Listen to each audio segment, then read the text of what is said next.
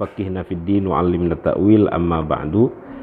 Alhamdulillah, dalam kesempatan yang mulia ini kita kembali dalam kajian ilmu tafsir.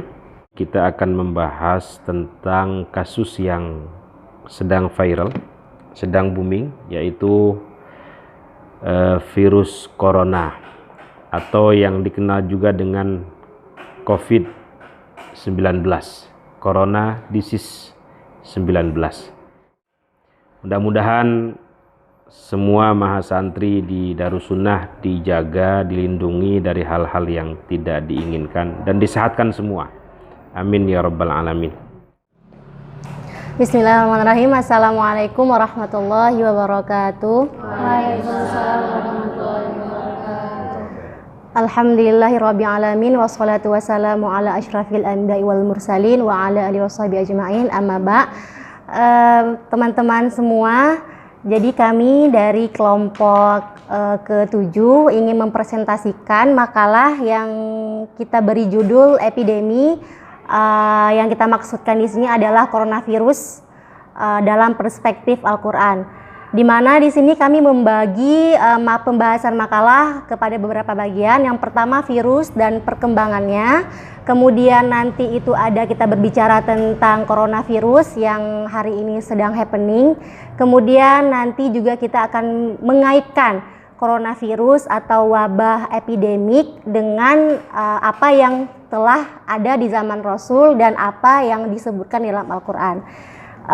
Langsung saja mungkin saya berikan kesempatan untuk pembicara pertama menyampaikan materinya. Thayyib.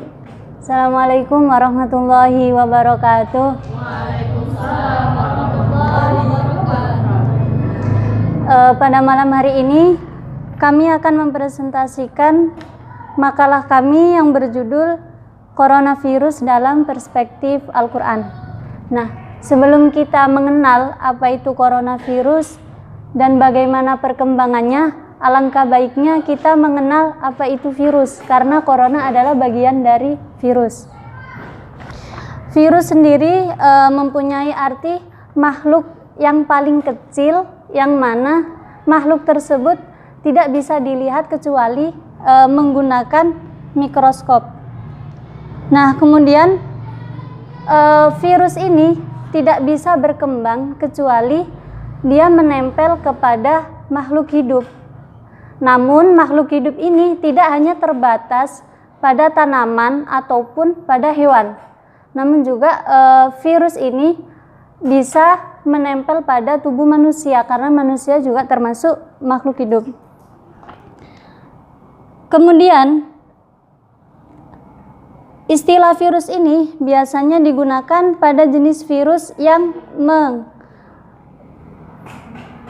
menginfeksi sel-sel eukariota.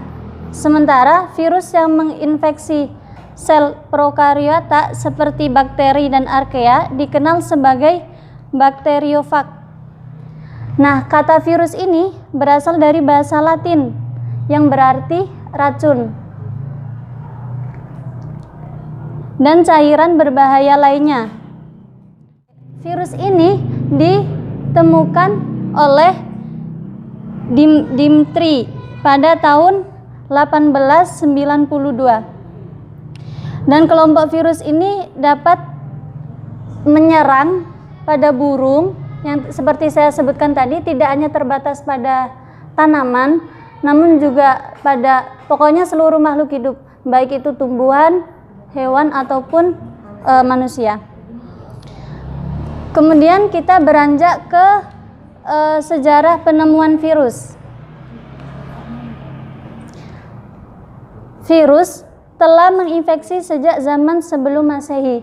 Jadi virus ini sebenarnya telah ditemukan sejak zaman sebelum Masehi. Hal tersebut terbukti dengan adanya beberapa penemuan. Di antaranya yang mana virus tersebut ditemukan di Memphis, ibu kota Mesir kuno sebelum Masehi, yang menunjukkan adanya penyakit polimolitis.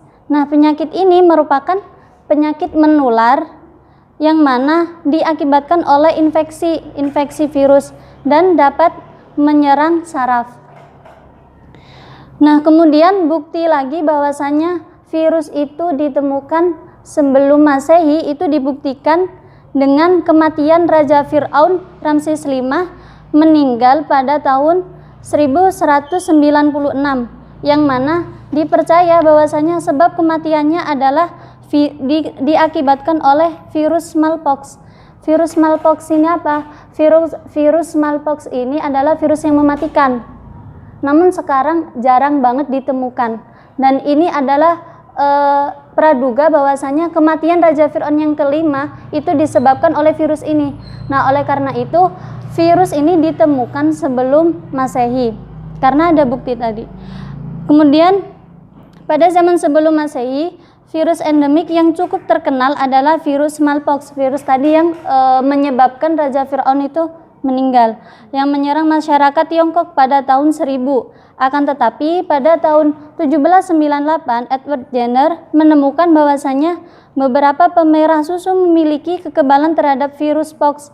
Jadi pemerah susu itu dia kebal terhadap virus pox. Hal tersebut diduga karena virus pox yang terdapat pada sapi melindungi manusia dari pox. Penemuan tersebut yang dipahami kemudian merupakan pelopor penggunaan vaksin. Nah, berarti di tahun 1798 ini manusia mulai menggunakan vaksin. Kemudian di tahun 1880 Louis Pasteur dan Robert Koch mengemukakan suatu game teori, yaitu bahwa mikroorganisme merupakan penyebab penyakit. Nah, pada saat itu juga terkenal postulat Koch, yaitu 4 kriteria yang dirumuskan oleh Robert Koch, yang mana keempat kriteria ini adalah penyakit harus ada di dalam setiap kasus penyakit. Yang kedua, agen harus bisa diisolasi. Yang ketiga, ketika kultur agen muri diinokulasikan ke dalam sel inang yang sehat yang rentan, maka dapat menimbulkan penyakit. Yang keempat, agen yang sama dapat diambil dan diisolasi kembali dari inang yang terinfeksi tersebut. Nah, inang itu apa? Inang adalah pregisme yang menampung virus. Kemudian pada tahun 1883 Adolf Mayer, seorang ilmuwan Jerman, menemukan bahwasanya penyakit dapat menular ketika tanaman yang ia teliti menjadi sakit. Nah, berarti pada tahun 1883 ini diidentifikasi bahwasanya penyakit itu ternyata bisa menular kepada yang lain, dibuktikan dengan tanaman. Jadi dulu tuh selalu kalau misalnya ingin membuktikan virus itu kalau nggak dengan tanaman, dengan hewan. Kemudian selanjutnya pada tahun 1892 itu ilmuwan dari Rusia menemukan bahwa getah merah dan daun tembakau yang sudah disaring dengan penyaring bakteri masih dapat menimbulkan penyakit mosaik. Nah, jadi di sini juga mulai berkembang lagi. Jadi meskipun getah itu misalnya udah disaring atau makanan atau apapun yang lainnya, itu terkadang juga belum sepenuhnya bersih dari virus gitu. Kemudian pada tahun 1898 Lover dan Force melaporkan bahwa penyebab penyakit mulut dan kaki sapi dapat melewati saringan yang tidak dapat dilewati bakteri. Nah, jadi ada banyak celah virus untuk masuk ke dalam makhluk hidup gitu ya. Pada tahun 1911 Peyton Roos menemukan jika ayam yang sehat diinduksi dengan sel tumor dari ayam yang sakit, maka pada ayam yang sehat tersebut juga akan terkena kanker. Nah, jadi kalau misalnya ada ayam sehat, kemudian ternyata dia misalnya dikawinkan atau disuntik dari gen ayam yang sakit, itu dia bisa ikut sakit gitu. Jadi penularannya bisa melewati orang ketiga. Kemudian pada tahun 1933 Sophie Papilloma itu merupakan model ini ditemukan oleh Dr. Richard merupakan model kanker pertama pada manusia yang disebabkan oleh virus. Nah, jadi pada tahun 1933 ini diidentifikasi bahwasanya kanker pertama yang dialami oleh manusia itu disebabkan oleh virus. Kemudian Wendell Stanley merupakan orang pertama yang berhasil mengkristalkan virus pada tahun 1935. Jadi pada tahun 1935 ini virus bisa dikristalkan. Akan tetapi meskipun virus itu sudah dikristalkan, tapi virus itu masih hidup gitu. Jadi dia masih bisa menyerang, masih aktif, masih bisa menyerang makhluk hidup yang lainnya. Mungkin sampai di sini pemaparan tentang pengertian virus dan perkembangannya. Kita lanjut ke pemateri yang kedua yang akan masuk ke apa itu virus corona dan bagaimana perkembangannya hingga masuk di Indonesia. Baik, setelah membahas apa itu virus dan sejarah perkembangan penemuan virus, sekarang kita akan membahas lebih rinci apa itu Coronavirus Disease 2019. Yang pertama, kita terlebih dahulu mengetahui apa itu Coronavirus Disease 2019. Coronavirus Disease 2019 adalah penyakit menular yang disebabkan oleh coronavirus terbaru yang ditemukan, yaitu dari SARS-CoV-2. Sebenarnya virus coronavirus tepatnya COVID-19 ini memiliki masih satu keluarga dengan penyakit MERS ataupun SARS karena sama-sama akan menyerang saluran sistem pernafasan. Sebagaimana kita ketahui bahwa SARS-CoV-2 virus yang menyebabkan penyakit COVID-19 ini dimulai di kota Cina, Wuhan, ibu kota provinsi Hubei. Ya, yang mana kita ketahui bahwa pada dasarnya mereka mengeklaim bahwa penyebarannya itu melalui kelelawar. Kemudian setelah melalui penelitian ternyata penyebaran virus bukan hanya dari hewan ke manusia, tetapi bisa dari manusia ke manusia. Kemudian gejala umum COVID-19 adalah demam lebih dari 38 derajat Celcius, kemudian batuk kering dan sesak nafas. Masa inkubasinya pada umumnya 5-6 hari, tetapi untuk rentang panjangnya 1-14 hari. Orang yang terinfeksi virus corona memiliki peluang sembuh sekitar 80%. Karena pada dasarnya untuk angka kematian virus SARS-CoV-2 penyebab COVID-19 itu sekitar 3%. Jadi kemungkinan untuk kesembuhannya itu memiliki peluang yang cukup besar. Namun bagi lansia dan orang dengan penyakit kronis seperti entah ada penyakit bawaan baik itu diabetes, jantung dan lain-lain, maka itu akan lebih rentan dan beresiko mengalami komplikasi selanjutnya. Terus kemudian transmisi COVID-19. Infeksi COVID-19 ditularkan oleh orang yang membawa virus. Penyakit ini dapat menyebar dari orang ke orang melalui droplet pernafasan, yaitu baik dari percikan ludah pas saat kita bersin ataupun saat batuk. Di mana droplet tadi, cairan-cairan dari pernafasan, baik itu dari batuk ataupun bersin, bisa jatuh ke barang-barang. Jadi yang pertama itu bisa kita temukan di tempat-tempat, misalnya kalau kita droplet kan otomatis kan langsung jatuh ke tempat barang. Nah, saat kita bersentuhan dengan barang tersebut dan kita dengan tangan tersebut dan terinfeksi dengan bakteri SARS-CoV-2, kemudian kita mengucek-ucek wajah, ke mata ataupun hidung, ke mulut, jadi kemungkinan bisa virus itu masuk dengan mudah gitu. Terus yang kedua, bisa dari kontak langsung, misalnya kita berbicara sama teman, kemudian dropletnya itu keluar. Nah, langsung kena kita langsung gitu. Itu juga bisa masuk dengan mudah virusnya. Kemudian pencegahan dan pengendalian COVID-19. Nah, di sini Kementerian Kesehatan merujuk kepada WHO merekomendasikan beberapa cara yang bisa dilakukan untuk mencegah penularan virus ini. Yang pertama, menjaga kesehatan dan kebugaran agar stamina tubuh tetap prima dan sistem imunitas atau kekebalan tubuh meningkat. yang kemudian mencuci tangan dengan benar. Jadi mencuci tangannya ini menggunakan sabun ya, atau sesuatu yang berbasis alkohol, di mana harapannya dengan menggunakan sabun maka virus yang ada di tubuh bisa hilang dengan mencuci tangan dengan menggunakan sabun dengan cara yang benar.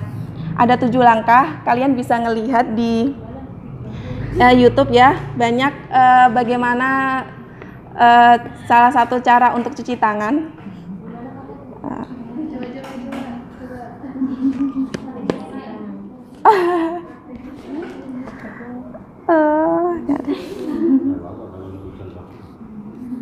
Di situ ada yang menyebutkan ada 7 langkah, ada 6 langkah. Ya, bisa dilihat ya sendiri nanti. Kemudian ketika batuk dan bersin, tutup hidung dan mulut dengan tisu atau lengan atas bagian dalam. Jadi di sini ya, kenapa kita pas batuk sama bersin itu harus ditutup? Karena kalau kita nggak menutupnya, kemungkinan akan tertularnya itu semakin cepat gitu ke sesama orang gitu. Terus hindari kontak dengan orang lain atau bepergian ke tempat umum. Karena tempat umum itu termasuk salah satu lokasi yang kemungkinan menyebabkan potensial risiko tertular penyakitnya itu virus terutama itu semakin tinggi. Kemudian hindari menyentuh mata, hidung dan mulut. Karena kan salah satu anggota tubuh yang sering kita gunakan kan tangan. Nah, tangan kita pegang HP, pegang buku, ya. Terus kemudian kita nggak tahu karena virus itu kan termasuk mikroorganisme yang sangat kecil, nggak bisa dilihat dengan mata telanjang. Jadi kita nggak pernah tahu ada banyak kuman ataupun ada banyak bakteri ataupun virus yang ada di tangan kita. Jadi hindari sebisa mungkin jangan sampai menyentuh wajah, gitu.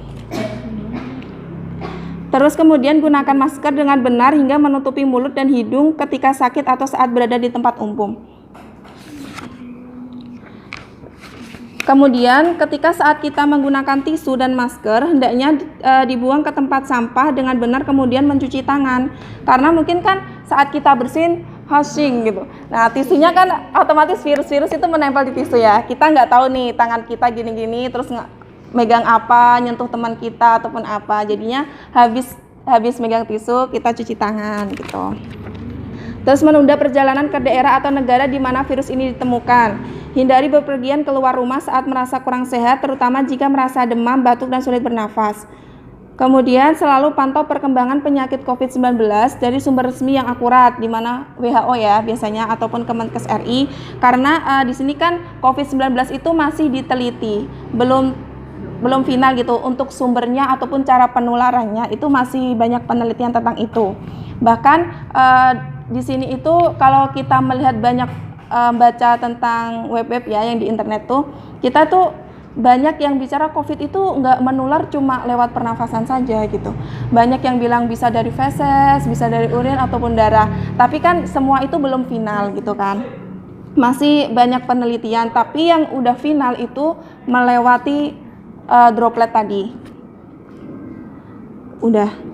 Kemudian kalau untuk pengendaliannya, bagi orang yang udah terdeteksi dengan gejala-gejala COVID-19, maka biasanya dilakukan isolasi selama 14 hari gitu. Kemudian selama masa isolasi, kontak dengan orang lain harus dihindari dan masker harus dipakai setiap kali orang yang terinfeksi berada di hadapan orang lain. Jadi semua pencegahan ataupun pengendalian ini dimaksudkan untuk mengurangi resiko penularan kepada orang lain. Mengingat bahwa COVID-19 ini kan dari sistem pernafasan ya. Jadinya dia itu mudah sekali untuk menyebarkan penularan gitu, penularan kepada orang lain gitu. Kemudian pembahasan tentang epidemi dalam perspektif hadis dan Al-Quran ini akan dibahas oleh Miftah. Tapi sebenarnya untuk kasus COVID-19 itu sebenarnya udah nggak epidemi lagi. 12 Maret 2020 WHO itu udah menyebutkan bahwa COVID-19 itu udah pandemi. Jadi dia itu udah menyebar luas, menyebabkan infeksi ke banyak orang dan di berbagai negara. Oke, baik teman-teman. Selanjutnya kita akan berbicara tentang virus yang dulu pada masa Rasulullah sudah ada sebenarnya, dan kemudian juga di dalam Al-Quran itu juga beberapa jenis virus sudah disebutkan kalau memang para ulama itu sudah mengkajinya. Nah, kemudian dulu konon pada masa zaman yang dahulu kala, orang yang kena penyakit itu pasti stigma masyarakat ada dua. Yang pertama, kalau dia itu bukan kutukan Tuhan. Yang kedua, dia itu pasti diganggu jin. Nah, malahan kalau di kampung-kampung juga masih kayak gitu ya. Nah, terus dalam perkembangannya pada masa abad pertengahan, ada salah satu sarjana kedokteran asal Spanyol, Ibnu Al-Khatib. Beliau itu adalah seorang ulama pertama yang mengenalkan adanya penyakit yang menular di lingkungan masyarakat Muslim saat itu. Nah, beliau ini melihat sendiri ya secara empirik akibat dari virus yang menular ini banyaknya korban yang meninggal karena terjangkit virus PES, penyakit PES.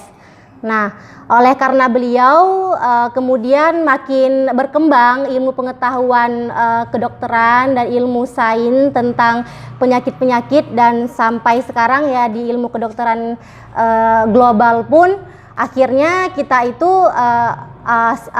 orang-orang barat juga mengambil pada dasarnya beberapa ilmu-ilmu dasar kedokteran itu pada kitab-kitab yang dikarang oleh orang-orang Muslim. Nah, kemudian berkaitan dengan penyakit menular, Islam sangat memberikan perhatian terutama bagaimana mencari solusi yang tepat agar si pengidap tidak terisolir dari komunitasnya. Dalam beberapa hadis memang banyak dijumpai tindakan Rasulullah saat masyarakat Muslim ini berhadapan dengan penyakit-penyakit yang sebenarnya ganas. Kalau ya memang ganas ya, kayak misalnya yang dapat menular itu kayak lepra, kemudian dan lain sebagainya.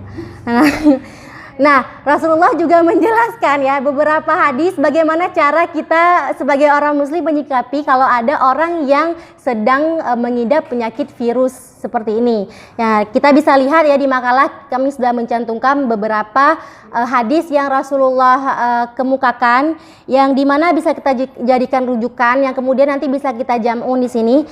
Hadis pertama adalah wafir minal majdum kama tafir minal asad. Hindarilah orang yang berpenyakit kusta seperti kamu menghindari dari seekor singa. Nah, ini adalah pertama dari hadis yang Rasulullah sampaikan. Nah, yang kemudian hadis yang kedua adalah ini memang akan ada perbedaan-perbedaan yang mungkin bisa kita ambil maknanya dari setiap hadis ini. Nanti kita bisa jam'un ya, teman-teman semua sudah pintar-pintar. Kemudian hadis kedua adalah idza sami'tum bi ta'un. Ini yang sangat populer di Instagram, di Facebook, di WA, di Rasionalika juga. Idza sami'tum bi ta'un fil ardi fala tadkhuluha wa idza waqa'a bi ardin wa antum biha fala takhruju minha. Apabila kamu mendengar ada wabah penyakit dalam satu negeri, maka janganlah kamu datang atau masuk dalam negeri tersebut. Nah, kalau negeri kamu sendiri yang kena wabah tersebut, maka jangan keluar dari negeri tersebut. Oke. Kemudian dalam hadis yang lain dia nyatakan sebagai berikut. Wa an Aisyah zaujin Nabi sallallahu alaihi wasallam annaha akhbaratu annaha sa'alat Rasulullah sallallahu alaihi wasallam an ta'un fa akhbaraha an-nabiy annahu kana adaban yab'uthullah ala may yasha fa yaj'alahu rahmatan lil mu'minin falaysa min abdin yaqa'u at-ta'una fayamkuthu fi baldihi sabaru ya'lamu annahu lan yusibahu illa ma kataballahu lahu illa kana lahu mithla ajri syahid. Aisyah bertanya kepada Rasulullah SAW tentang penyakit sampar atau ta'un. Maka beliau menjawab, sesungguhnya penyakit ta'un adalah azab Allah yang diturunkan kepada siapa saja yang dikehendakinya, dan menjadikan wabah penyakit itu sebagai rahmat bagi orang yang beriman. Sebab barang siapa yang tetap tinggal di dalamnya dengan sabar dan berkeyakinan bahwa suatu penyakit tidak akan menimpa pada seorang kecuali dengan ditetapkan oleh Allah, maka ia mati karena ta'un tersebut, maka ia dianggap mati syahid. Nah, hadis selanjutnya adalah An Abi Hurairah radhiyallahu anhu an Nabi sallallahu alaihi wasallam qala al-matbunu syahidun wal mat'un syahidun. Orang yang sakit perut dan yang sakit sampar keduanya orang yang syahid. Nah, kita bisa menemukan beberapa makna yang berbeda dari hadis ini. Yang pertama tadi adalah kita harus menghindari orang yang memiliki penyakit yang dapat menular kepada orang lain. Yang kedua adalah kalau apabila ada penyakit dalam suatu negeri, maka kita jangan memasuki kepada negeri tersebut. Kalau misalnya kita sudah terkena atau berada di lingkungan yang di mana di sana banyak wabah penyakit yang dapat menular, maka kita jangan keluar untuk apa? Untuk menyebarkan kembali virus yang sudah ada pada negeri tersebut atau membawa virus tersebut kepada negeri yang lain. Kemudian yang ketiga adalah bahwa virus atau penyakit yang dapat menular itu adalah azab bagi Allah yang dapat Allah berikan kepada siapa saja yang Allah kehendaki. Nah, itu adalah makna hadis yang ketiga. Yang keempat adalah orang yang sakit, terkena sakit atau virus yang dapat menular, ada orang-orang yang ketika dia meninggal dia akan mendapatkan pahala mati syahid. Nah, itu adalah jam'un dari hadis yang kami dapatkan dari beberapa kitab. Kemudian ada pula beberapa ayat-ayat Al-Quran atau kisah-kisah dan peristiwa dalam Al-Quran yang dapat kita ambil hikmahnya ataupun kita dapat mengambil pelajaran bahwa ini adalah virus-virus yang menular. Nah, yang pertama adalah ada 3 penyakit, ada 3 virus yang akan kami bicarakan di sini adalah yang pertama virus sampar, lintah air, dan virus cacar. Nah, pertama adalah virus sampar.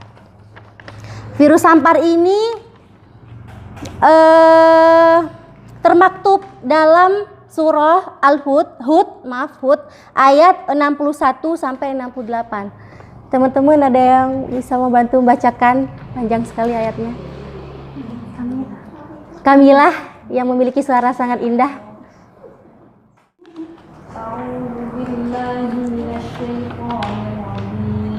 Bismillahirrahmanirrahim.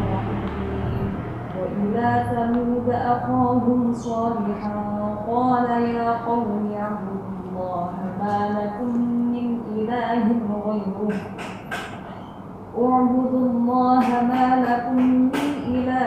غيره هو أنشأكم من الأرض واستعمركم فيها فاستغفروه ثم توبوا إليه إن ربي قريب مجيب. قالوا يا صالح قد كنت فينا مرجوا قبل هذا أتنهانا أن نعبد ما يعبد آباؤنا وإننا لفي شك مما تدعونا إليه مريب. قال يا قوم أرأيتم إن كنت على بينة من ربي وأتاني منه رحمة فمن ينصرني من الله إن عصيته. قال يا قوم أرأيتم إن كنت على بينة من ربي وآتاني منه رحمة فمن ينصرني من الله إن عصيته فما تزيدونني غير تخسير. ويا قوم هذه ناقة الله لكم آية فذروها تأكل في أرض الله ولا تمسوها بسوء فيأخذكم عذاب قريب. فعقروها فقال تمتعوا في داركم 3 أيام ذلك وعد غير مكذوب. فلما جاء أمرنا نجينا صالحا والذين آمنوا معه برحمة منا ومن خزي يومئذ إن ربك هو القوي العزيز. وأخذ الذين ظلموا الصيحة فأصبحوا في ديارهم جاثمين كأن لم يغنوا فيها ألا إن ثمود كفروا ربهم ألا بعدا لثمود صدق الله العظيم. Yang artinya adalah, hai kaumku, inilah unta betina dari Allah sebagai mukjizat untukmu. Sebab itu biarkanlah dia makan di bumi Allah dan janganlah kamu mengganggunya dengan gangguan apapun yang akan menyebabkan kamu ditimpa azab yang dekat. Mereka membunuh unta itu. Maka berkata Soleh, bersukarialah kamu sekalian di rumahmu selama 3 hari itu adalah janji yang tidak dapat didustakan. Maka tatkala datang azab kami selamatkan Soleh beserta orang-orang yang beriman bersama dia dengan rahmat dari kami dan dari kehinaan di hari itu. Sesungguhnya Tuhanmu dialah yang maha kuat lagi maha perkasa. Dan satu suara keras yang mengguntur menimpa orang-orang zalim itu, lalu mereka mati bergelimpangan di rumahnya seolah-olah mereka belum pernah berdiam di tempat itu. Ingatlah sesungguhnya kaum Tsamud mengingkari Tuhan mereka. Ingatlah kebinasaan bagi kaum Tsamud. Nah teman-teman, ini adalah ayat yang mengisahkan tentang Nabi Soleh dan kaum Tsamud ya, yang berkenaan dengan permintaan orang-orang atau kaum Tsamud untuk diperlihatkan mukjizat dengan dikeluarkannya anak unta dari sebuah batu. Nah sebelumnya kita Nabi Soleh ini kan beliau itu nama lengkapnya Soleh bin Abid bin Asif. Nah nasabnya itu beliau berakhir sampai Sam bin Nuh. Nah Sam bin Nuh ini dulu saya pernah baca bahwasanya Sam bin Nuh ini adalah nanti akan melahirkan keturunan Yahudi, yang dimana orang yang Yahudi pada akhirnya nanti memanggil Sam dengan sebutan Sem. Nah udah nggak asing kan dengan nama-nama seperti itu. Nah, dari keturunan beliau lah nanti melahirkan pembesar-pembesar umat-umat Yahudi dan lain sebagainya. Ada juga yang mengatakan bahwa kaum Tsamud ini adalah kabilah Amalikoh yang hijrah ke suatu tempat yang dikenal dengan Hijir. Istilah Tsamud sendiri diambil dari salah seorang nenek moyang mereka yang juga masih keturunan Nabi Nuh, yaitu Tsamud bin Athir bin Iram bin Nuh. Nah, kita langsung saja masuk kepada inti pembahasan yang berkenaan dengan virus pada ayat ini adalah ketika kaum Nabi Nuh ini meminta agar Nabi Nuh mengeluarkan anak unta dari batu, maka ketika itu kan sudah ada perjanjian antara Nabi Soleh dan kaum Tsamud, yaitu yang pertama adalah memelihara dengan sebaik-baiknya unta tersebut, jangan disakiti apalagi dibunuh. Kemudian adalah kesepakatan mereka untuk bergantian menggunakan sungai untuk minuman, kemudian menggunakan ladang untuk makan, ladang rumput untuk makan. Kemudian adalah perjanjian-perjanjian lain yang tidak lengkap kami sebutkan dalam makalah. Nah, kemudian yang paling parah adalah ketika kaum Tsamud ini membunuh unta yang sudah disepakati oleh kedua belah pihak. Mereka itu membunuh dengan menusuknya ya, kalau nggak salah. Kemudian ini menimbulkan azab ya, mereka diazab oleh Allah karena peingkaran mereka terhadap janji mereka, sedangkan yang meminta unta tersebut untuk dihadirkan di dunia ini kan mereka sendiri ya begitu. Mereka sendiri juga pula lah yang membunuhnya. Nah, kemudian ketika unta tersebut dibunuh, sebelum azab itu diturunkan, nah di sini kami jelaskan bahwasanya azab yang ditimpakan kepada kaum Tsamud itu ada beberapa macam. Yang pertama ada azab berbentuk sa'iqah, yaitu semacam petir yang menggelegar. Kemudian ada azab yang soihah adalah suara keras yang memekakkan telinga. Ketiga adalah raifah, yaitu gempa yang sangat dahsyat. Nah, kemudian sebelum azab itu ditimpakan kepada kaum Tsamud, Nabi Soleh berkata kepada mereka sebagai bentuk sindiran. Kata Nabi Soleh, bersenang-senanglah kalian selama 3 hari, karena setelah itu kalian akan diturunkan azab. Nah, selama 3 hari ini mereka mengartikan hal itu adalah dengan ya bersenang-senang ria. Nah, tapi kenyataan yang terjadi pada saat zaman itu adalah selama 3 hari itu muka mereka berubah warna setiap harinya. Hari pertama muka mereka itu menjadi warna kuning pucat. Hari kedua muka mereka berubah menjadi warna merah. Hari ketiga berubah menjadi warna hitam. Akhirnya pada hari keempat datanglah sebuah petir dan gempa yang sangat dahsyat yang kemudian menghabiskan semua kaum Tsamud ini. Nah, kemudian perubahan wajah inilah yang diartikan oleh para ilmuwan pada akhirnya, ilmuwan-ilmuwan Islam dan para mufassirin. Mana ya? Bentar guys. Nah, mereka artikan sebagai semacam wabah penyakit epidemi pel akut yang sangat ganas. Artinya kaum Samud sebelum ditimpa azab telah terjangkit penyakit menular yang sangat panas itu. Makanya mereka itu sampai berubah-ubah warna wajahnya, dari yang awalnya itu pucat kemudian menjadi merah dan pada hari terakhir itu menjadi warna hitam yang gelap gitu. Itu adalah ditandai mereka sudah terinfeksi penyakit yang menular dan itu sangat ganas. Nah, di antara mereka seperti yang dikutip oleh Ahmad Ramali, ada yang menyebut virus tersebut dengan sebutan tipes ensanthematicus, yaitu tipes bercak. Hanya saja penjelasan ini tidak mendapat pembenaran dari ahli sejarah kedokteran. Nah, ada juga yang menyatakan bahwa virus yang menimpa kaum Samud adalah virus antraks, yaitu semacam virus ganas yang penularannya itu melalui daging binatang. Kemudian virus ini bukan hanya menyerang manusia tetapi juga menyerang hewan gitu. Nah, ini saking ganasnya virus ini yang mematikan orang dengan begitu cepat. Nah, namun penjelasan ini juga masih perlu kajian yang mendalam. Nah, kemudian analisis yang cukup logis adalah bahwa virus yang menimpa kaum Samud adalah virus sejenis virus sampar yang menjadi pokok bahasan di sini. Yang dikenal dengan nama ilmiahnya adalah Pestis haemorrhagica. Yang menurut para ahli kedokteran penyebarannya itu ditularkan melalui binatang unta. Nah, karena mereka membunuh unta, lalu mereka ditimpakan azab dengan diberikan penyakit dari bakteri dan virus unta. Oke, kemudian adalah lintah air atau nama latinnya itu Limnatus nilotica. Nah, ini dijelaskan di dalam Quran surah Al-Baqarah ayat 249. Kami minta bantuan ya teman untuk membaca. Waida Adillah mungkin.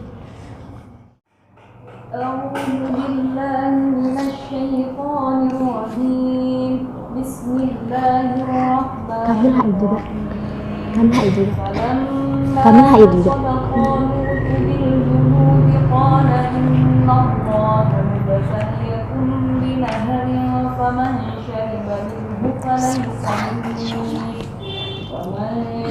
منه فليس مني ومن لم يطعمه فإنه مني إلا من اغترف غرفة بيده فشربوا منه إلا قليلا منهم فلما جاوزه هو والذين آمنوا معه قالوا لا طاقة لنا اليوم بجالوت وجنوده قال الذين يظنون أنهم ملاقو الله كم من فئة قليلة غلبت فئة كثيرة بإذن الله والله مع الصابرين. Yang artinya, maka ketika Talut membawa bala tentaranya, dia berkata, Allah akan menguji kamu dengan sebuah sungai. Maka barang siapa meminum airnya, dia bukanlah pengikutku. Dan barang siapa tidak meminumnya, maka dia adalah pengikutku kecuali menciduk seciduk dengan tangan. Tetapi mereka meminumnya kecuali sebagian kecil di antara mereka. Ketika dia, yaitu Talut dan orang-orang yang beriman bersamanya menyeberangi sungai itu, mereka berkata, kami tidak kuat lagi pada hari ini melawan Jalut dan bala tentaranya. Nah, teman-teman semua, ini adalah kisah tentang Jalut dan Talut. Nah, setelah Talut terpilih sebagai pemimpin, kemudian Talut ini membagi pasukan perang untuk melawan Jalut itu menjadi beberapa divisi ya, dengan kemampuan yang berbeda-beda. Nah, ini bisa dipahami dari term dalam Al-Quran fasola. Nah, kemudian pada awalnya ini kan Talut diragukan kredibilitasnya sebagai seorang pemimpin karena beliau berasal dari masyarakat yang tidak masyhur atau tidak memiliki strata sosial yang bagus seperti orang-orang yang dipimpinnya sebagaimana. Nah, kemudian kenapa Allah memilih Talut ini menjadi pemimpin para orang-orang saat itu adalah karena Talut ini memiliki tubuh yang gagah dan kecerdasan yang sangat dapat diakui oleh orang-orang lain. Ciri-ciri pemimpin seperti inilah yang dulu itu dibutuhkan saat zamannya Jalut, karena Jalut ini adalah seorang raja yang sangat kasar ya, yang sangat keras, yang dia itu juga bukan cerdik tapi licik. Jadi dibutuhkan seorang pemimpin yang gagah berani, yang bertubuh tinggi besar, dan juga tidak lupa memiliki kecerdasan yang intelektual yang harus diakui kecerdasannya oleh orang-orang lain. Nah, kemudian sebelum pasukan Talut masuk melewati kawasan yang tandus, ditambah panas yang sangat terik sehingga kebanyakan mereka merasa kehausan, saat inilah Allah menguji Talut dan para tentaranya dengan ujian meminum air itu.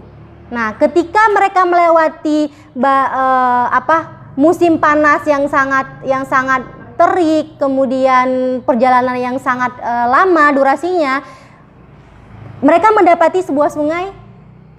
Lalu Allah menguji mereka, dan kemudian sebelumnya itu Talut sudah mengingatkan bahwa mereka tuh jangan minum banyak-banyak air tersebut, nanti mereka jadi lemes, nggak bisa berperang melawan Jalut, sementara Jalut ini kan tentara yang sangat kuat.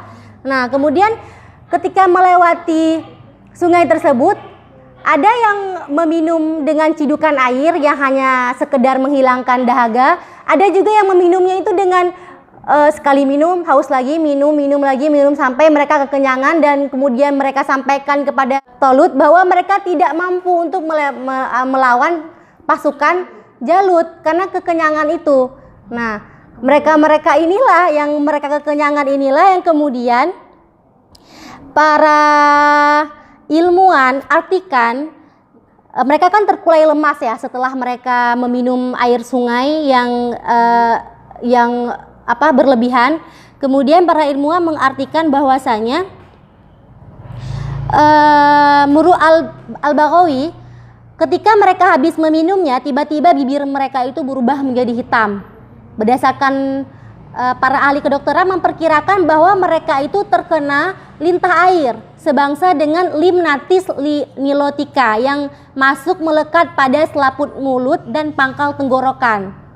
Nah, para sarjana barat menyatakan bahwa pada musim panas, lintah tersebut banyak dijumpai di Palestina Utara, sehingga kuda-kuda di daerah tersebut kalau minum air sungai banyak mulutnya itu yang mengeluarkan darah. Karena itu hal ini bisa saja menimpa manusia jika meminum air yang sudah terjangkit virus itu. Nah, melihat hal ini, maka perubahan bibir menjadi hitam dibarengi dengan rasa dahaga yang sangat dahsyat setiap kali meminumnya, semakin memperkuat dugaan bahwa mereka itu terkena penyakit dyspnea, yaitu sesak nafas disebabkan oleh Oedema glottides, yaitu akumulasi cairan yang abnormal di jaringan yang melibatkan daerah subglottis atau anatomi tubuh bagian dalam terletak di kerongkongan, dan subglottis suatu daerah saluran pernapasan pada rongga laring atau pita suara, di mana mukosa laring terbentuk longgar sebagai akibat lintah yang masuk ke dalam pangkal kerongkongan mereka. Nah, berarti orang-orang yang meminum dengan berlebihan dan kemudian meninggal, yang mereka merupakan pasukannya Talut, adalah mereka yang terkena virus lintah apa tadi? Lintah sungai ini gitu. Nah, kemudian adalah virus cacar. Virus cacar ini termaktub dalam Quran surat Al-Fil ayat 3 sampai dengan 5. Bismillahirrahmanirrahim. Wa arsala alaihim tayran ababil tarmihim bihijaratin min sijil faja'alahum ka'asfim ma'kul. Dan dia mengirimkan kepada mereka burung yang berbondong-bondong yang melempari mereka dengan batu dari tanah liat yang dibakar sehingga mereka dijadikannya seperti daun-daun yang dimakan ulat. Nah, dikisahkan dulu kan Raja Abraha al-Ashram, dia ini membangun sebuah gereja yang sangat besar di Yaman yang belum pernah ada sebelumnya pada masa-masa sebelum Abraha ini. Nah, untuk apa sih Abraha membangun gereja yang sangat besar itu? Adalah untuk menyayangi Ka'bah agar orang-orang Arab itu berpindah tawaf di gereja tersebut, di gereja itu.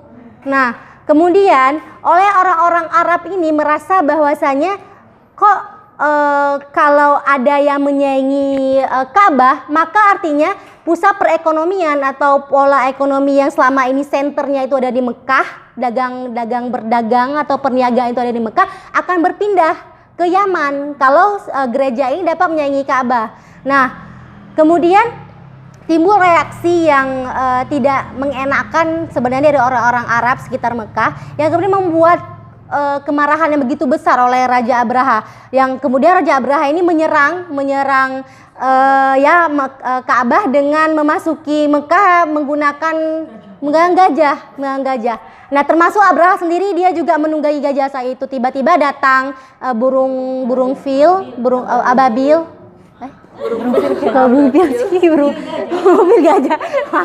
Burung ababil yang membawa, pada satu riwayat itu ada yang mengatakan membawa satu burung tersebut membawa 3 kerikil. 3 kerikil tersebut terbuat dari tanah liat yang kering yang kemudian itu panas. Nah, satu burung membawa 3 kerikil, yang satu kerikilnya digigit di gigi, 2-nya itu digenggam di cengkramannya. Hah? Paruh ya? Nggak punya gigi ya? Di paruhnya, yang keduanya digenggam di cengkraman. Nah, kemudian dilemparkan kepada pasukan-pasukannya Abraha, yang mereka kemudian mati terkulai ya karena kepanasan. Nah, setelah peristiwa tersebut maka timbullah wabah penyakit cacar yang berjangkit di tanah Arab. Nah, term Tairun sendiri oleh para sarjana barat dimaknai dengan swarm of flying creatures of insect carrying infection, sekawan binatang terbang yang bisa mengeluarkan penyakit. Ada juga yang mengartikan bird in flocks atau flocks of bird, yaitu sekawan burung atau burung yang datang berbondong-bondong. Sementara dalam versi Islam, Tayron ababil dimaknai dengan burung yang berbondong-bondong. Sedangkan menurut Al-Baghawi, setelah melakukan penelitian terkait dengan kata ababil, ia adalah binatang yang ganjil, bermonyong seperti burung, berkuku seperti anjing. Sedangkan menurut Ikrimah, wujud burung itu berkepala dan bertaring seperti singa. Nah, seperti inilah ya gambaran-gambaran para ulama mengenai burung ababil tersebut. Nah, pada intinya adalah yang ingin dikatakan pada ayat ini, pada tema ini khususnya adalah setelah kejadian burung ababil tersebut barulah munculnya wabah penyakit cacar di tanah Arab. Teman-teman, mungkin inilah yang dapat kami sampaikan kepada teman-teman dengan keterbatasan ilmu yang kami punya dan keterbatasan literatur. Mungkin ada teman-teman yang ingin menambahkan dari materi yang kami sampaikan yang ya silahkan Ukhti Ismi. Bismillahirrahmanirrahim. Terima kasih kepada pemakalah tentang virus corona yang dikaitkan dengan Al-Quran ya. Kemudian saya ingin bertanya gitu. Yang pertama ada dua pertanyaan. Pertanyaan yang pertama, yang jika kita kaitkan dengan hadis yang di atas, bahwa tadi kan ada hadis yang menyebutkan bahwa penyakit-penyakit tersebut itu sebagai azab gitu ya. Nah, kan virus corona itu munculnya itu di Wuhan gitu kan. Bahkan ada orang yang mengatakan bahwa itu adalah azab bagi orang-orang Cina karena mereka itu menindas Muslim Uighur gitu kan. Nah, apakah kita bisa itu mengatakan azab juga bagi Indonesia ataupun beberapa negara lain karena kita hanya diam melihat kaum Uighur itu ditindas gitu. Nah, itu pertanyaan yang pertama. Yang kedua, dengan mewabahnya virus corona ini di semua negara, hampir di semua negara gitu, apakah ini kita bisa juga disebut dengan tanda-tanda kiamat gitu? Karena bahkan ada yang mengatakan bahwa virus ini tuh disebarkan oleh Dajjal gitu. Nah, apakah pendapat pemakalah gitu tentang hal ini gitu? Terima kasih banyak. Assalamualaikum warahmatullahi wabarakatuh. Waalaikumsalam warahmatullahi wabarakatuh. Ingin bertanya sedikit. Tadi pemakalah sempat memaparkan atau menyinggung tentang hadis-hadis yang menyebar viral di seluruh sosmed, terutama dalam dalam term coronavirus gitu. Nah, tadi saya sempat siang-siang itu sempat lihat snap saudara saya. Di sana beliau itu menyatakan bahwa ada salah satu hadis yang mana viral memang, tapi tadi tidak disebutkan oleh pemakalah. Di sini saya bacakan. Ada salah satu hadis itu di sini gini, redaksinya gini. Di akhir zaman nanti banyak wabah penyakit melanda manusia di dunia. Hanya umatku yang terhindar karena mereka memelihara wudhunya. Nah, di sini katanya hadis riwayat Tobrani. Tapi saudara saya ini mengatakan bahwa saya sudah mencari di kitabnya Tobrani, beliau tidak menemukan. Nah, lalu saya tergelitik iseng-iseng gitu ya. Saya lihat Maktabah Syamilah. Saya coba kira-kira sendiri keywordnya. Saya cari di semuanya sampai di Kutubus Sittah dan yang punya Tobrani sendiri dan di kitab-kitab yang lainnya. Memang ternyata tidak ditemukan. Akhirnya saya coba searching teks Arabnya gitu ya. Karena kalau saya lihat di beberapa link itu hanya pasti terjemahnya saja gitu. Nah, akhirnya saya coba cari dengan keyword matnul hadis gitu ya. Dengan fi akhir zaman atau enggak ayudawima wudu gitu. Ternyata tidak ada. Nah, mungkin nih dari pemakalah atau mungkin dari Ustadz sendiri ada yang mengetahui tentang status hadis ini, teks Arabnya seperti apa gitu. Karena memang mungkin kalau semisal semangatnya itu untuk menggerakkan masyarakat ya untuk ya kebaikan lah gitu, tapi kan memang tidak elok juga ya ketika kita harus memaudukan atau menyebarkan hadis-hadis yang palsu juga gitu. Terima kasih. Wassalamualaikum warahmatullahi wabarakatuh. Bismillahirrahmanirrahim. Setelah tadi pertanyaan dari Ismi dan Aisyah, saya juga masih bertanya-tanya nih mengenai virus corona ini yang lagi trending topik banget ya, khususnya di Indonesia. Dilihat dari pemerintahnya sendiri juga masih banyak pro kontra antara dalam melakukan pencegahan terhadap wabah corona yang semakin merebak ini. Contohnya seperti presiden kita juga ya, Joko Widodo itu yang dimana katanya belum perlu diadakannya lockdown gitu. Sebagaimana kalau misalnya di negara-negara lain itu langsung melakukan lockdown dan itu terbukti ampuh dalam mencegah penyebaran virus corona tersebut. Nah, bahkan presiden sendiri juga menyentil gitu kepala-kepala daerah yang sudah melakukan lockdown terlebih dahulu gitu. Nah, sementara itu Ketua Palang Merah Indonesia juga ya, Yusuf Kala berpendapat bahwasanya kebijakan lockdown ini harus segera dipertimbangkan segera oleh pemerintah gitu, mengenai apabila benar-benar nggak bisa ditangani harus ditangani secara serius gitu.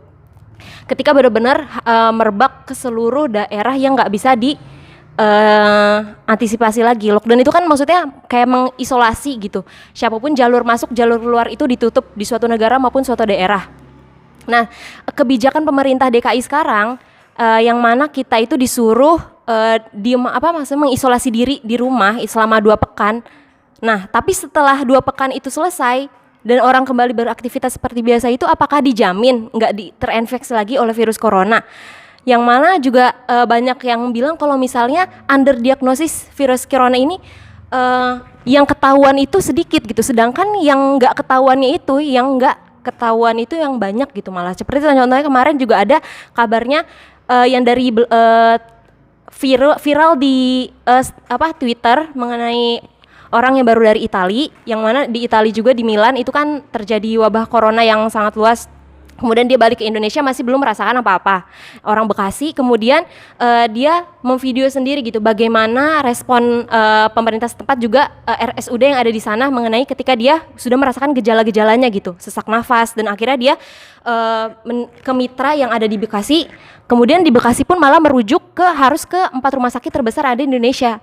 Nah, tapi dia statusnya masih dalam pasien dalam pengawasan. Nah, ketika itu dia juga nggak ada pengawasan, benar-benar harus langsung ke sana gitu. Mungkin aja kata dia, saya bisa aja pulang ke rumah terus bergaul sama teman-teman saya yang ada di sekitar rumah, yang nggak ketahuan gitu malah, karena nggak ada pengawasan secara khusus dari pemerintah sendiri. Nah, kemudian juga ada katanya Gojek online atau online Gojek online itu ojek online yang mana dia itu katanya sudah positif. Nah, tapi ketika baru beberapa hari di rumah sakit maksudnya, kemudian kabur gitu loh, kabur dengan alasan ya pengen narik lagi gitu, karena emang faktor ekonomi pertama ya, keluarganya mau makan apa, dan juga simpang siur gitu. Jadi belum bener-bener secara meluruh, apalagi ketika saya tadi juga ke pasar ya, pasar Ciputat, itu ternyata masih ramai banget orang-orang yang mana pemerintah juga khusus Tangerang, di Tangerang itu udah suruh melakukan isolasi di rumah gitu minimal 14 hari. Sekolah-sekolah juga di sekitarnya udah melakukan isolasi, tapi bagi mereka gitu yang nggak tahu berita, yang nggak tahu informasi, tetap masih banyak yang berkeliaran. Itu bagaimana tanggapan dari Pemakalah sendiri mengenai kebijakan dari pemerintah Indonesia? Apakah sudah tepat atau terlambat gitu? Takutnya seperti negara-negara lain yang menganggap sepele, khususnya Italia, ketika baru merebak itu mereka masih menganggap enteng, tapi ketika seminggu 2 minggu kemudian langsung berjatuhan beribu-ribu orang dan akhirnya meninggal gitu. Terima kasih. Terima kasih materi yang sangat baik ya yang disampaikan oleh Pemakalah. Mungkin tadi saya menanggapi sedikit tentang yang Sivika. Saya baca berita tadi itu, jadi beritanya jadi dibuat kayak bahan lelucon saja. Karena ada liburan panjang, liburan corona.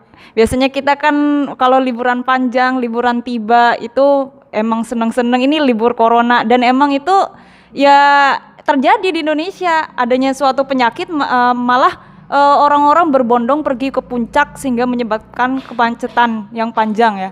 Itu aneh sebenarnya sama orang Indonesia itu. Bukannya malah takut mengisolasikan diri di rumah, ini malah tambah jalan-jalan ke puncak begitu ya. Mungkin sekarang saya mau bertanya kepada pemateri. Sikap pemateri sendiri itu tentang begini ya, saya tuh sering dikirimin, sering melihat postingan-postingan yang emang orang-orang yang akhi-akhi dan ukhti-ukhti itu mereka menganggap gini, suatu penyakit itu emang karena adab dari Allah. Oleh karena itu sebaiknya kita sebagai orang Muslim itu harus memperbanyak sholat, memperbanyak istighfar. Nah, sedangkan di sini kan kita ya sekarang kita sendiri itu kan sedang diisolasi ya, nggak boleh berinteraksi dengan saudara-saudara kita yang lainnya di suatu majelis. Nah, gimana ya? Saya menanggapi hal seperti ini juga ya tadi pernah sempat mendengar ya dari pernyataan pemateri juga Darul Mafasid muqaddamun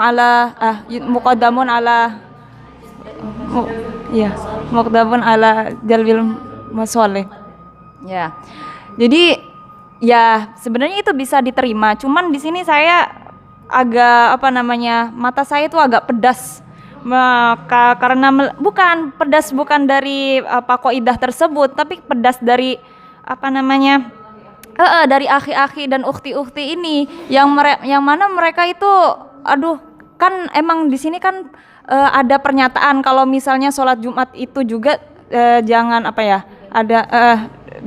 diganti lah, intinya dialihkan menjadi sholat duhur karena dikhawatirkan adanya penyebaran virus corona di sana. Dan ya sebagaimana kita tahu ya, sekarang aja di Mekah pun sedang sepi ya. Walaupun masih ada sebenarnya orang-orang yang bertawaf di sana, cuman tidak serame yang dulu.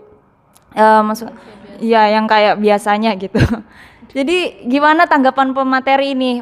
Adakah jalan tengah atau emang pemateri ini pengen ya apa namanya, untuk menyikapi orang-orang yang seperti ini, untuk memberitahukan mereka itu bagaimana yang benar itu gini loh, manut sama pemerintah, sedangkan mereka sendiri itu bilang gini, pemerintah itu dolim, pemerintah itu apa namanya membatasi kita itu berakidah, kita itu bersosialisasi dengan semua orang. Kalau misalnya kita emang mau menghindari penyakit, harusnya kita memperbanyak ibadah dong. Nah itu sikap pemateri sendiri itu gimana? Dan untuk apa ya? Untuk membersihkan pemikiran mereka tentang ya apa namanya, tentang pemerintah yang zalim begitu.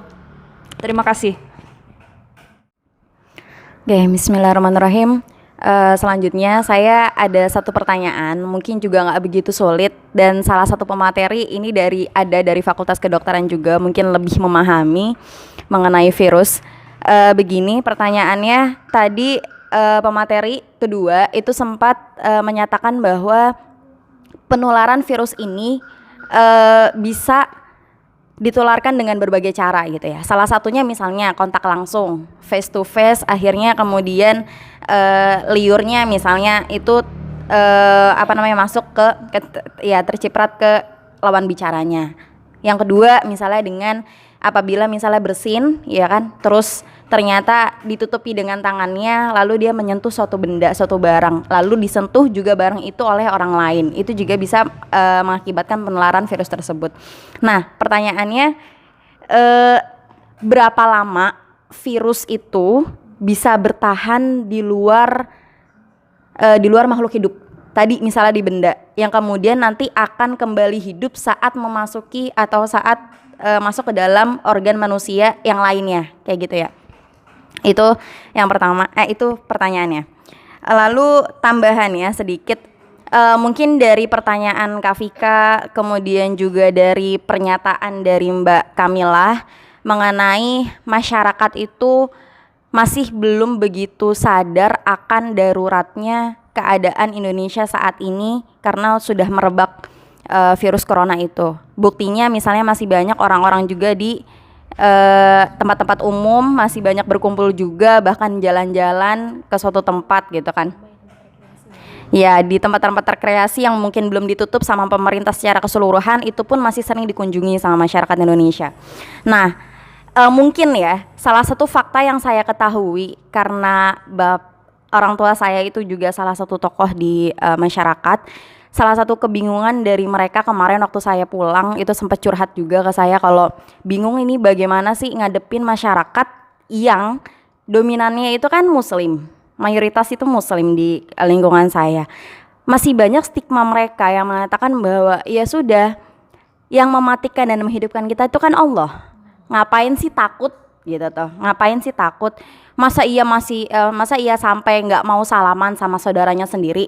Masa iya setelah sholat jamaah di masjid nggak mau salaman gitu kan? Bahkan mereka juga memang masih nggak mau diisolasi untuk sholat di rumah sendiri-sendiri ya, karena ya itu mereka punya stigma bahwa punya kepercayaan yang ya tinggi gitu kan, bahwa ya memang semuanya itu Allah yang menakdirkan. Orang mati itu nggak harus dengan virus corona karena sebabkan oleh virus corona itu, jadi kita nggak usah takut kayak gitu.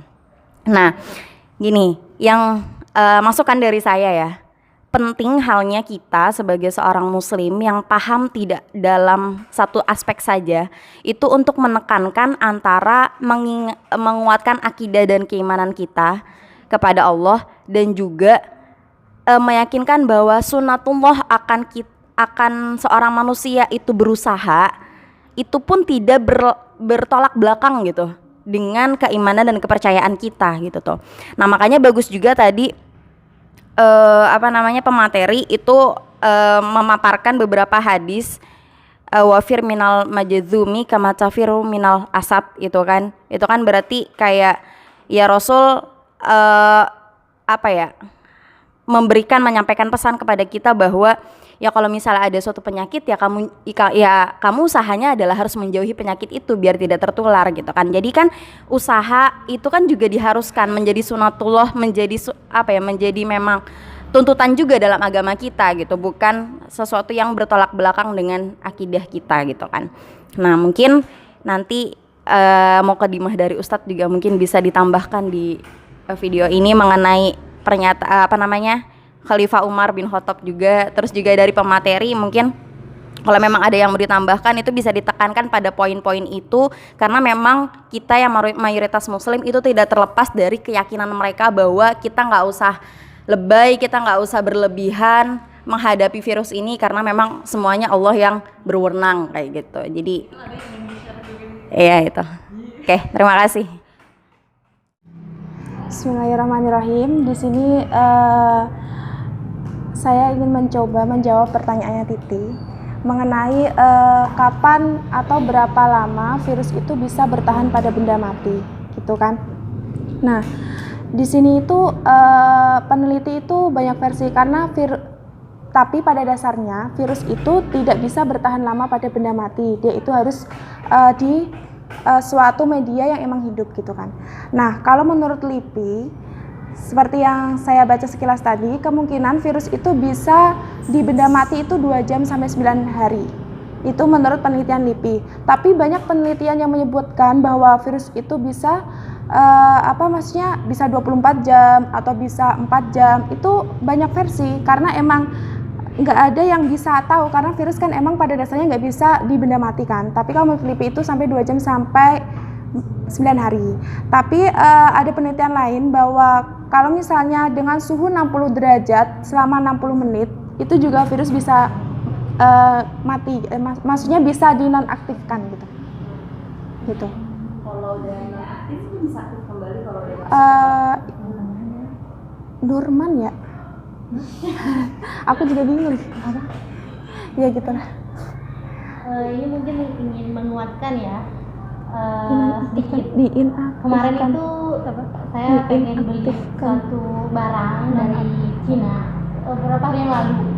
Terus sebelumnya kalau tokonya itu memang dari Cina, terus saya chat kan, bisa hidup kembali. saya bilang apakah ini aman gitu kalau ada pages dari Cina. Terus kemudian yang punya admin tokonya ini mengirimkan screenshot pada saya, yaitu pernyataan resmi dari WHO yang statementnya kayak gini nih.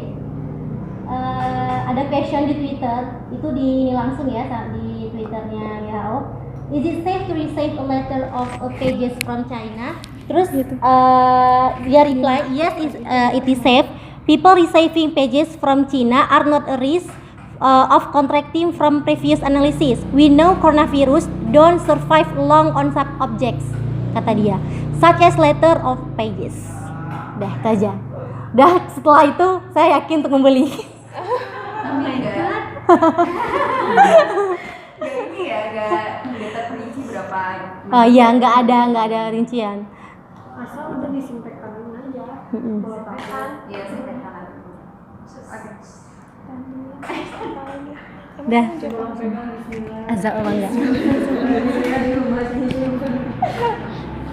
Di sini saya mau menjawab pertanyaan Ismi ya.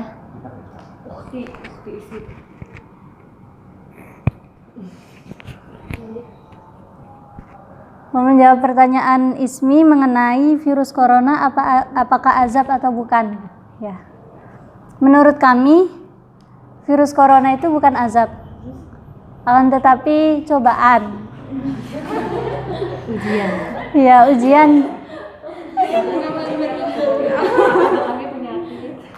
Ujian bagi mungkin sebagai pengingat juga ya bagi umat manusia, biar kita tuh merasa lemah. Biar kita merasa kalau misalnya seorang manusia itu ya emang butuh pada Tuhannya, biar nggak mungkin terlalu membanggakan diri atau berbangga dengan dunia gitu. Jadi kan merata virus corona itu nggak hanya menimpa pada orang non muslim, tapi pada orang Islam juga. Jadi bukti bahwasanya semua manusia ini adalah makhluk yang lemah, yang mana dengan adanya virus yang kecil saja kita tuh bisa mungkin ada yang sampai berujung pada kematian gitu kan. Berarti antara virus dan manusia itu kan sama-sama makhluk Allah. Nah, jadi sikap kita itu sebenarnya nggak perlu takut, tapi jangan juga meremehkan dengan virus ini gitu. Jadi tetap waspada, tapi juga nggak harus takut seakan-akan yang ditakuti itu hanya corona gitu. Yang harus kita lakukan pokoknya waspada, tapi juga masih tetap melaksanakan hal-hal yang baik. Terus seharusnya yang dilakukan oleh kita itu bukan cuma takut, tapi menjauhi perkara-perkara yang perkara-perkara yang berbau dosa, kayak kita meminimalisir kesalahan-kesalahan kita, meminimalisir dosa-dosa yang kita perbuat gitu ya, biar sadar gitu. Jadi ini adalah peringatan, bukan cobaan, bukan azab tapi cobaan. Itu nih kayak salah satu yang di-share teman saya nih, ya katanya kalau misalnya virus corona nggak usah takut itu hanya kepada Allah. Dan terus nanti kalau misalnya kalian itu ini ada hadisnya kalau misalnya kalian nanti itu ditimpa suatu musibah, berarti musibah itu emang musibah itu ya dikhususkan untuk bagi orang yang emang yang membangkang. Sedangkan kalau misalnya nanti ada seorang muslim yang meninggal itu itu dihukum syahid. Ya seperti itu, intinya kayak seperti mau mengadem-ademin orang Indonesia. Jadi sedangkan stigma orang yang memang agak ini kan mereka jadi berarti kita nggak usah takut, berarti tetap Majelis Taklim tetap diadakan, terus habis itu jamaah tetap diadakan. Nah itu gimana? Ya nggak gitu juga, jadi kan nggak menjadikan corona itu semata-mata makhluk yang ditakutin gitu, tapi ya harus waspada gitu. Kan tadi kita juga udah menjelaskan bahwasanya kita juga mempunyai banyak cara gitu untuk mencegahnya. Tadi yang udah disebutkan pemateri yang kedua, kayak misalnya cuci tangan, itu kan langkah-langkah kewaspadaan kita. Jadi nggak harus menjadikan makhluk corona itu sebagai makhluk yang paling menakutkan, tapi juga kita nggak boleh meremehkan. Jadi dari diri kita sendiri juga ada upaya untuk melakukan pencegahan biar kita nggak terkena virus itu.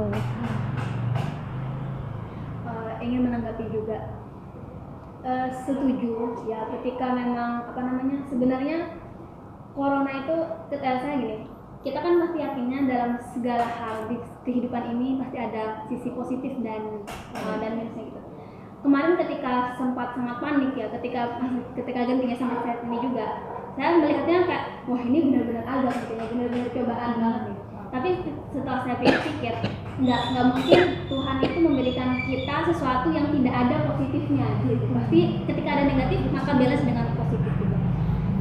Mungkin bisa jadi tadi seperti yang disampaikan oleh pemakalah, dan lain halnya adalah dengan adanya virus ini, dengan adanya wabah ini menjadikan kita makhluk sosial lebih tinggi lagi gitu, jiwa kesosialan. Kita menjadi reminder satu sama lain, dan kita ini membentuk diri kita yang lebih sehat juga, ya nggak sih? Setelah kita adanya wabah ini, kita jadi lebih aware sama diri. Ya termasuk saya, kalau dulu kan udahlah kita asal comot-comot aja dari luar, kita nggak terlalu cuci tangan juga gitu. Tapi alhamdulillahnya gitu ya, ketika kita ngambil sisi positifnya gitu dari wabah ini, walaupun sudah namanya wabah gitu, tapi kalau kita mau positive thinking juga, oh ya, jadi di sini mungkin cara Tuhan untuk mengajarkan kita dan mengingatkan kita untuk menjadi lebih aware, lebih sehat, dan lebih menjadi lebih care gitu dengan orang lain. Dan juga tadi menanggapi yang dari pertanyaan Titi juga gitu ya, dan dari Kamila juga, memang saya sedikit prihatin juga sih gitu dengan orang-orang yang masih punya pemikiran bahwa ya apa-apa ini terkehendak Tuhan lah, ini terserah Tuhan, qadariyah gitu ya. Mungkin betul apa yang dikatakan oleh Karl Marx bahwa agama itu adalah candu ya. Karl Marx mengatakan memang dia lantang sekali menyuarakan bahwa agama itu adalah candu. Memang betul, ketika kita melihat seperti ini seakan-akan kita katakan seluruh hal yang terjadi di muka bumi ini memang atas kehendak Tuhan tanpa ada campur tangan kita. Padahal kan Tuhan yang menjadikan kita khalifah di muka bumi ini ya juga mengikutsertakan kita juga gitu. Nah mungkin memang penting sekali tentang edukasi gitu, bahwa seluruhnya itu tidak serta merta kita harus pasrah. Pasangan dan kita berpasrah diri kayak gitu kan. Ya contohnya misal kalau seperti itu, kalau misal ngapain harus takut dengan wabah gitu, ya udah ngapain kamu makan, terus yang ngasih kenyang lapar juga Tuhan, ya udah nggak usah makan aja gitu. Nah tadi sempat ngobrol juga sama Bibir gitu kan, terus Nabila yang menanyakan kenapa ya kalau seperti itu, kenapa kalau jalan yang nyebrang jalan gak usah tengok kanan kiri, kan yang ngasih hidup mati, ngasih selamat ya kan Tuhan gitu. Ya maksudnya di situ ketika kita makan, kita pakai nasi kan perantara, ketika kita tengok kanan kiri kan juga perantara gitu kan. Ya memang semuanya Tuhan yang punya kehendak, tapi kita juga harus berusaha. Memang penting sekali untuk memberikan edukasi gitu ya, untuk orang-orang yang rigid, yang masih mengikuti mekanisme yang hijrah baru-baru. Kemudian ingin menjawab pertanyaannya Vika ya, apakah kebijakan pemerintah itu sudah tepat atau sudah terlambat? Saya rasa ya langkah yang diambil pemerintah ini ingin netral saja ya, nggak mau, karena bukan tahun politik lagi gitu. Maunya sih mendukung pemerintah karena apapun ya langkah yang diambil pemerintah pada momen-momen yang memang sudah urgen, kita katakan sudah darurat coronavirus, ini kita butuhkan gitu kebijakannya. Ya semoga saja kebijakan yang diambil ini ya kita sudah tepat, dan menurut saya tidak terlalu terlambat juga, karena memang kalau kekurangan-kekurangan yang kita lihat di lain sisi itu kekurangan atau ketidaksiapan Indonesia sendiri dari segi dari segi fasilitas kesehatan, mungkin dari segi pendidikan juga yang belum memadai, atau orang-orang kita tuh belum tersosialisasi secara menyeluruh tentang pendidikan atau bagaimana cara menghadapi sebuah keadaan yang dimana kita nggak pernah kan selama ini berhadapan dengan virus yang menular, yang dimana virus ini tuh sangat kuat penularannya, namun tidak kita katakan tidak mematikan juga tidak gitu. Nah, jadi kan orang-orang Indonesia yang ya kita ini ya, saya juga orang Indonesia, kita ini yang dihadapkan dengan hal seperti itu baru pertama kali, pastinya secara naluriah, secara fitrah kita sendiri, secara batinnya akan merasa kaget, dan itu membuat kita takut, pasti ada rasa takut. Misalnya nih, saya keluar aja nih kalau karena baca-baca sosial media yang harus ini harus itu, ketika keluar aja dari pondok tuh serasa kalau bernafasnya sesak gitu. Oh ini bener gak sih nafas yang aku tarik sebelah sini itu bener gak sih, ini ada terinfeksi virus gak sih, ada virusnya gak sih, ada yang lewat gak sih tadi gitu. Nah itu sudah membuat kita itu takut ya. Ini kenapa? Karena memang butuhnya sosialisasi yang begitu memadai dari pemerintah. Ya kita harapkan kita bisa mendukung pemerintah. Kalau kita mendukung pemerintah artinya pemerintah akan kuat gitu kebijakannya, dan bisa mengakomodir kebutuhan yang kita harapkan saat ini kan kita membutuh tangan pemerintah sekali gitu kan.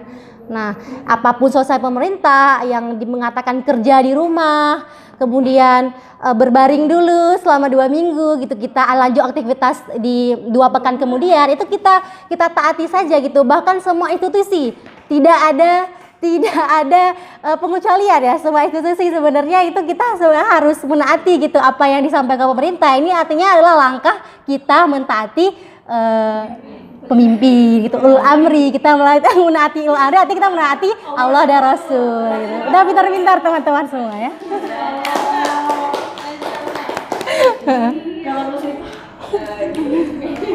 Silakan Titi. Sedikit mengoreksi kata-kata awal mukadimah dari kami tadi, bukan lagi sekarang tahunnya politiknya harus pro atau kontra dengan pemerintah. Sekarang mungkin kita lebih objektif aja gitu. Misalnya kalau memang mau kritik ya sok mengkritik dengan argumentasi kita, jika memang membenarkan ya membenarkan. Jadi tidak lagi memandang Joko Widodo itu dari sebelah mana gitu kan. Kemudian lawannya dulu itu dari sebelah mana nggak ada gitu. Terus selanjutnya tadi bukannya di hari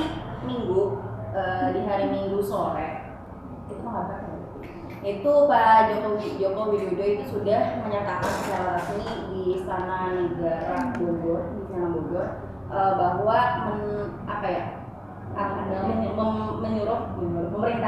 memerintahkan masyarakat untuk melakukan aktivitasnya itu di rumah, misalnya kayak belajar, ya kan, bekerja di rumah, gitu kan, sholat di rumah, gitu kan. Jadi maksudnya memang sudah secara resmi sebenarnya menyatakan seperti itu ke kita semua. Tapi mungkin tindak lanjutnya sendiri, misalnya respon dari masyarakatnya tadi, yang masih banyak stigma masyarakat, khususnya kita itu masih mayoritas muslim di sini yang sangat kuat, maka itu tuh masih belum berefek gitu ke mereka semua, gitu kan. Berarti kan maksudnya walaupun pemerintah sudah memberikan pernyataan resmi, tapi kalau masyarakatnya pun tadi kata Mufta benar tidak mendukung, ya akan sama saja berjalannya di kita gitu. Makanya mungkin peran kita di sini itu sangat penting gitu ya, sebagai mungkin kita bagian dari orang yang lebih paham dari mereka, masyarakat umumnya, mengenai bahwa usaha dan keyakinan bahwa Allah memang yang punya kewenangan atas semua hal ini itu tuh berjalan beriringan, bukan sesuatu yang bertolak belakang antara usaha kita dan juga dengan akidah dan iman.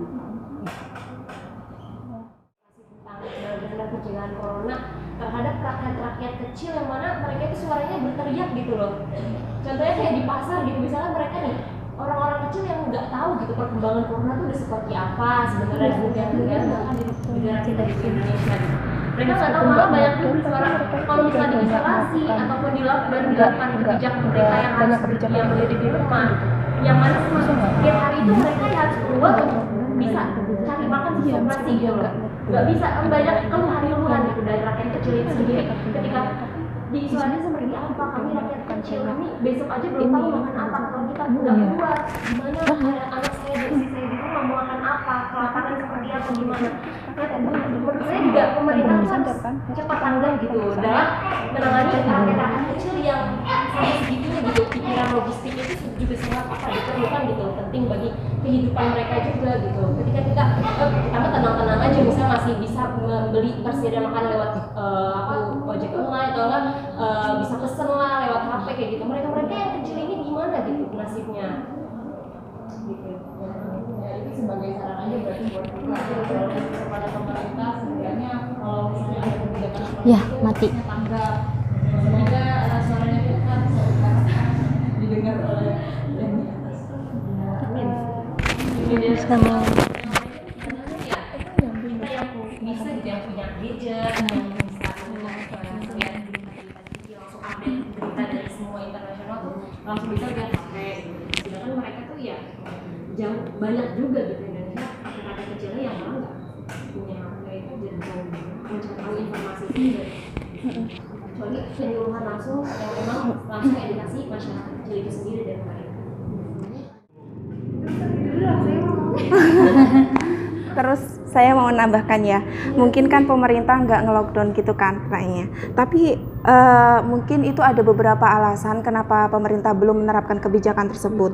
Tapi selama saya itu magang di kantor kesehatan pelabuhan Tanjung Priok ya, di ini pas awal-awalnya corona itu masuk. Sebelumnya itu saya memeriksa di kapal Cina. Nah, habis setelah saya periksa kapal Cina, tahu-tahu corona dari Cina. Terus saya takut kan ya, awalnya itu kok bisa gitu, takutnya aku juga gimana gitu kan. Tapi semenjak ada itu, mereka itu kalang kabut jadinya itu kayak kapal itu nggak boleh bersandar. Jadi kayak untuk dari daerah terjangkit terutama Cina itu pemeriksaan kapalnya berlabuh. Nah, itu pemeriksaannya di tengah laut gitu, di luar dam. Untuk saat ini tuh juga kemarin saya membaca bahkan di beberapa negara mungkin dari Cina ataupun Korea Selatan mungkin ini udah kayak penerbangan ataupun dari ini tuh udah di stop gitu. Ada beberapa, mungkin nggak semuanya, tapi beberapa negara itu emang udah kayak dibatasi gitu.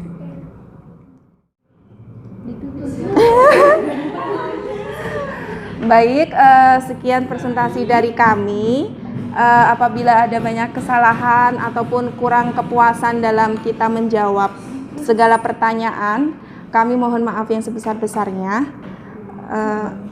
Dan kami ucapkan terima kasih karena sudah mau bersemangat untuk menanggapi kasus ini yang sangat meresahkan atau membuat kita agak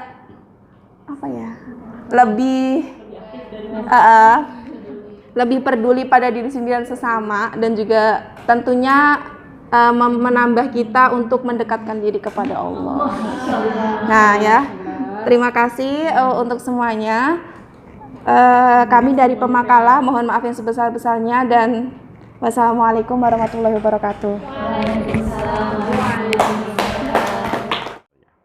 Tadi ada yang mengomentari apakah corona ini azab atau tidak. Tentu kita tidak sembarangan, wallahu alam apakah azab atau tidak. Tetapi yang menjadi catatan, umat Rasulullah itu tidak diazab seperti umat terdahulu. Saya pernah sampaikan, umat Rasulullah itu disayangi betul.